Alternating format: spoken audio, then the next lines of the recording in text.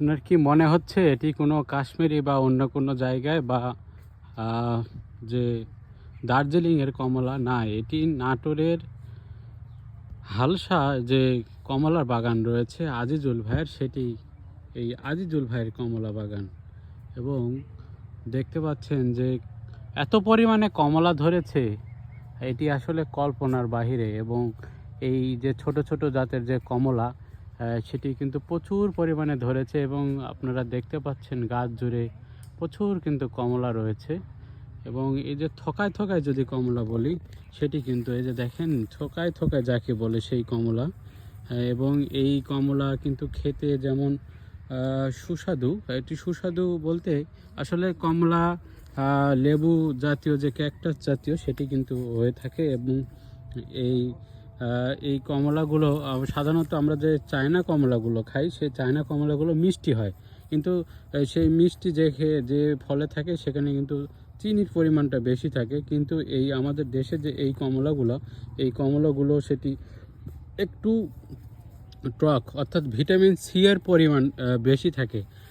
যাদের বাচ্চা বা যারা ভিটামিন সি খুঁজেন, তারা কিন্তু এই ধরনের কমলা খেতে পারেন। অর্থাৎ এই মৌসুমে আপনি যদি 2টা থেকে 5টাও কমলা খান বা দিনে যদি 2টি কমলা খান, আপনার কিন্তু ভিটামিন সি এর যে ঘাটতি সেটি কিন্তু পূরণ করবে। এবং আজিজুল ভাই এই বাগানটি প্রায় 5 বছর ধরে তিনি এই বাগানটি করেছেন। এবং এই বাগানে তার যে সফলতা, আমরা গত বছর এই বাগানে এসেছিলাম এবং দেখেছি তিনি এই বাগানটার যে সম্প্রসারণ সেটি কিন্তু আরও করেছেন। এবং এই আপনাদেরকে দেখাই যে আসলে এটি আসলে এমন এক অনুভূতির জায়গা তৈরি হয় এবং এত চমৎকার কমলা ধরে আছে, আসলে আপনি লোভ সামলাতে পারবেন না। এবং এই যদি বলি যে এখান থেকে কমলা ছিঁড়ে খাওয়া, অর্থাৎ গাছ থেকে কমলা ছিঁড়ে খাওয়ার যে একটি তৃপ্তি, সেই তৃপ্তি কিন্তু আপনাকে পরিপূর্ণ করে দিবে এই বাগানটা। এটি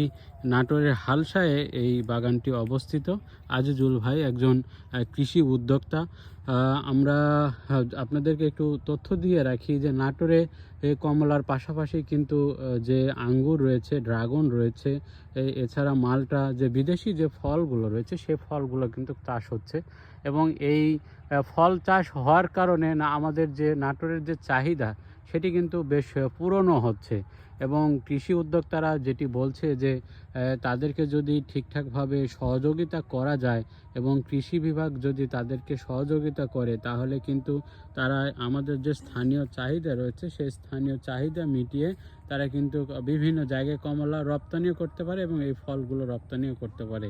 এবং বিগত 5 বছর আগেও আমরা কিন্তু এই ধরনের কমলা যে এই পরিমাণ চাষ হবে সেটি কিন্তু প্রত্যাশাও করিনি। এবং সেটি কিন্তু সম্ভব হয়েছে এই আমাদের যারা নাটোরের কৃষি উদ্যোক্তারা রয়েছেন তাদের মাধ্যমে। এবং এখানে প্রায় 9 জাতের কমলা ছিল, তার মধ্যে এই সবচেয়ে বেশি এই সফলতা পেয়েছে এই ছোট ছোট যে কমলা। এটি দেখতেও যেমন সুন্দর, খেতেও তেমন কিন্তু সুস্বাদু। এবং এটি একটু টকের পরিমাণও রয়েছে। এবং যদি টকের পরিমাণ থাকে তাহলে কিন্তু এর যে ভিটামিন সি সেই পরিমাণটা কিন্তু বেশি। কিন্তু আমরা চায়না যে কমলা, সেই কমলা কিন্তু মিষ্টতার পরিমাণটা বেশি দেখতে পাই। তো মিষ্টতা থাকলে সেখানে কিন্তু ভিটামিন সি এর পরিমাণটা কম থাকে। তো আপনারা যারা কমলা পছন্দ করেন তারা কিন্তু এই ধরনের কমলা কিনবেন। এবং যারা কমলা চাষ করতে চান তারা কৃষি বিভাগের সহযোগিতা নিয়ে আপনারা এই ধরনের বাগান করতে পারেন। তো আজকে যারা এই ভিডিওটি দেখেছেন তাদেরকে সকলকে ধন্যবাদ এবং কমেন্ট শেয়ার করে আপনার মতামত জানিয়ে দেবেন। সকলকে ধন্যবাদ।